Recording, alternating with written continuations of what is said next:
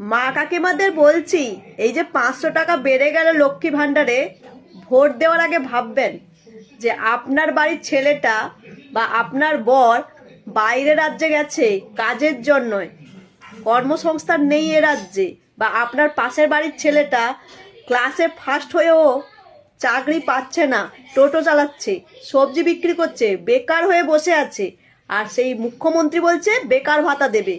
রাজ্যের এমন অবস্থা করেছে, হাল করেছে। তাই বলছি আপনারা মা কাকিমারা আগে আপনারা বুঝুন রাজ্যের অবস্থা, আপনাদেরকেই তো হাত করছে। তাই বলছি, অনুরোধ করছি, ভোট দেওয়ার আগে ভাববেন আপনার বাড়ির ছেলে বা পাশের বাড়ির ছেলের দুরবস্থার কথা। বুঝতে পারলেন? অনুরোধ করছি, কারণ এই ভাতা দিয়ে না টুপি পরাচ্ছে, ভোট ব্যাংক কিনছে। বুঝতে পারছেন? লক্ষ্মী ভান্ডার দিয়ে ভোট ব্যাংক কিনছে। ভোটের আগে 500 টাকা দিয়ে আমাদেরকে ভিখারি বানিয়ে দিচ্ছে, যে আমরা ভিখারি।